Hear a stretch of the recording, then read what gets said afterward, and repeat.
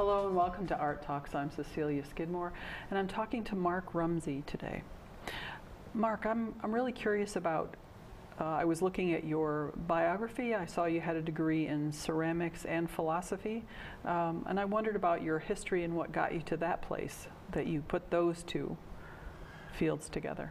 Well, I think the nature of art making intertwines with philosophy. I think part of making art, whether I make out of clay in like a ceramics program or out of prints or the installation work I'm engaged with now, is about it's about why. Why am I making this? How is this relevant to where I'm at, the context of which I exist, in the community I live in?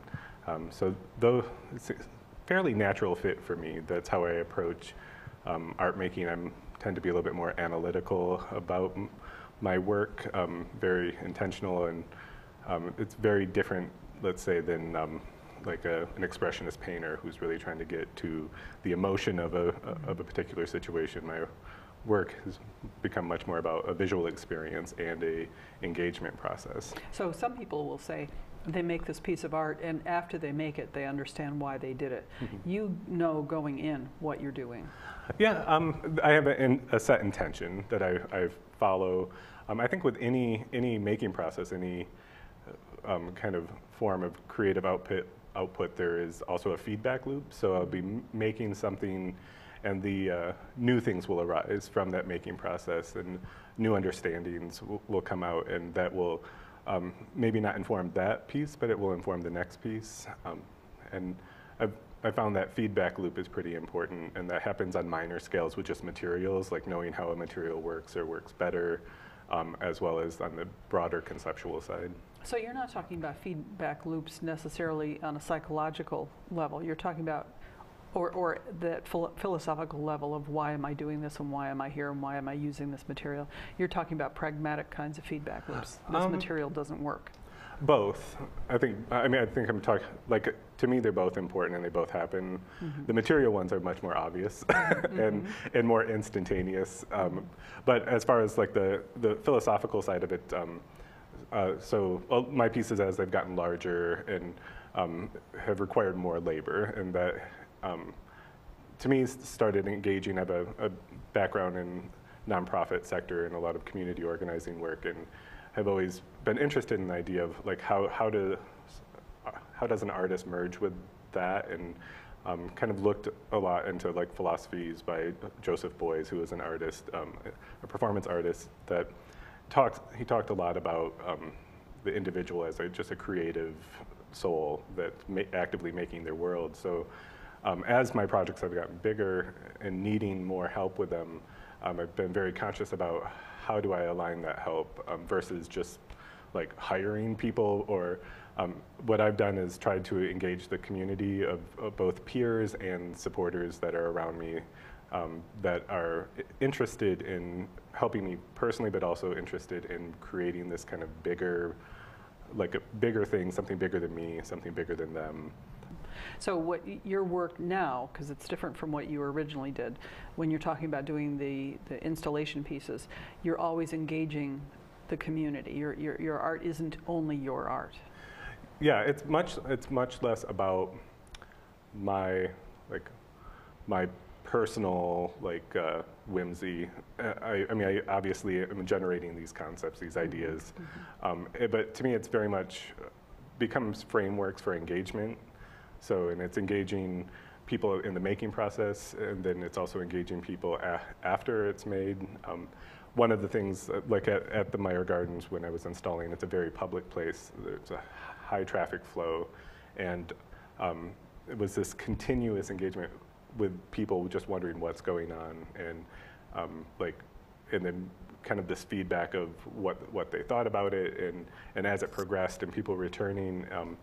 And it was very interesting that after the piece was finished, regulars to the garden, including, they have a huge volunteer force out there, they took a lot of pride in it and ownership in it, because they saw it grow, they saw it become something, and some of them participated in that. And so then when people come in to that space that are new to it and just see the visual experience, then I have all of these people that are also willing to talk about the other experience of the making. What it was like to be part of it as it was happening. So it's very organic, obviously. And it's kind of like watching a slice of life. You see this thing begin and grow and evolve, and then eventually you take it down, and then it's gone. So what does that do for you? How does that feed you? Because I'm being fed if I see it, I'm being fed if I certainly participate in it, but you're there from you're God. You're there from beginning to end. So how does that? What does that do for you? Well, I mean, I find I find there's satisfaction throughout the whole process. I think, personally, that repetitive making process just appeals to me. That's something that is ingrained in me. To me, like seeing the final piece, that becomes a great reward, because it is it is something I could do on my own, but it would take me a year. But seeing it come together more rapidly, I think seeing people actually engage with it, that's very satisfying. What I try to do with all my work is to create multiple points of entry that allow for anyone, hopefully, to be able to interact with it in some way, so that when people come up to it and they can experience it just as visual information and just have this visual experience, or quite often with the paper pieces, it's also sound and air movement that creates this kind of continuously unfolding set of patterns and rhythms that people can engage just that way. Well, I also noticed in a few of them that there's this interplay of light with the piece, and I'm guessing when you install them, the sun going across the day changes how they look. Yeah, and light is it's probably the most crucial element to make the pieces actually work with the paper pieces. Without especially a change in lighting over time, then you really don't get the experience. The garden piece was great because it was in a glass atrium space, so during the day, depending on the day, there would be tons of different effects that would happen with shadow, and then at night there was artificial lighting that I used that created a very different feel to the piece. And then it was also the sides of that open to the exterior. They could be slid open, and then the wind would come through and just create all of this like amazing noise that it was a very interesting way to watch people interact with it. It was on windy days, because they would come into the atrium, and your first instinct isn't to look up when you go into a space. So then they'd be walking, and then all of a sudden they'd hear all this noise, and then they would look up, and then they would be engulfed in it. They'd be in the center of the room already, and they'd be awed by it. Yeah. So. Well, that's really exciting. I really appreciate hearing your vision today. Oh, thanks. Thanks for having me. Thank you.